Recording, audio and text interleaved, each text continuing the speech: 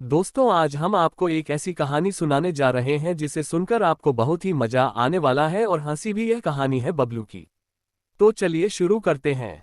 बबलू बचपन से ही एक अलग ही प्रतिभा का धनी था। जब बच्चे स्कूल में गणित के सवाल हल करते, बबलू उन सवालों को घूरकर डराने की कोशिश करता। उसकी सोच थी कि अगर सवाल डर गया तो खुद ही हल हो जाएगा। लेकिन दुर्भाग्य से सवाल उससे ज्यादा बहादुर निकलता और परीक्षा में उसे खाली कॉपी जमा करनी पड़ती। उसके पिता हरिराम जी मोहल्ले में अपनी मूंछों के लिए प्रसिद्ध थे। वे जब भी गुस्से में मूंछों पर ताव देते, पूरा घर सहम जाता।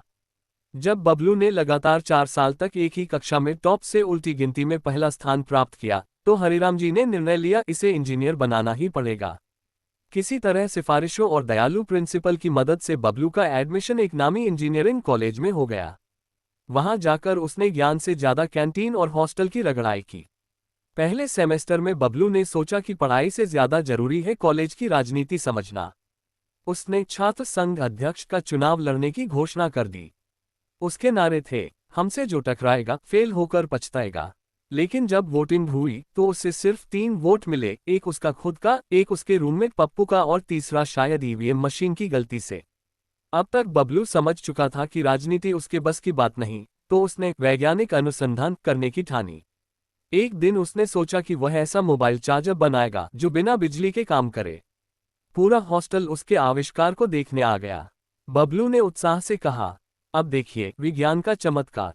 जैसे ही उसने स्विच ऑन किया, चार्जर से एक हल्की ठाक की आवाज आई और हॉस्टल का पूरा फ्यूज उड़ गया। आधा कॉलेज अंधेरे में डूब गया। अगले दिन प्रिंसिपल ने उसे वैज्ञानिक से ज्यादा आतंकवादी मानते हुए सस्पेंड करने की धमकी दे दी। किसी तरह 8 साल में 4 साल का कोर्स पूरा कर बबलू ने डिग्री हासिल की और नौकरी के लिए इंटरव्यू देने पहुंचा। इंटरव्यूअर ने पूछा, आपने कॉलेज में क्या क्या सीखा?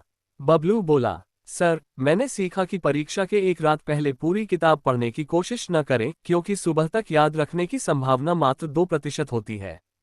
संयोगवश इंटरव्यू लेने वाला भी कभी ऐसा ही छात्र रह चुका था। उसे बबलू की बातें इतनी असली लगी कि उसने तुरंत उसे नौकरी पर रख लिया। अब बबलू एक नामी कंपनी में काम कर रहा है। उसके बनाए हुए पुल पर लोग डर डर के चलते हैं, उसके बनाए एसी से ज्यादा हवा खिड़की से आती है और उसके लिखे कोड को समझने के लिए दूसरी कंपनियों को वैज्ञानिकों की टीम बुलानी पड़ती है। मगर एक बात तय है, बबलू ने साबित कर दिया कि अगर इंसान में आत्मविश्वास हो तो वह किसी भी तरह इंजीनियर बन सकता है, चाहे गणित उसे देखकर ही क्यों न हंसता हो। और हाँ, अब भी जब उसके पिता मूंछों पर ताव देते हैं तो बबलू कंपनी के वर्क फ्रॉम होम वाले नियम की दुहाई देकर गांव जाने से बच जाता है। बबलू की कहानी यदि पसंद आया हो तो हंसते रहो और दोस्तों को शेयर करें। धन्यवाद आप सभी को।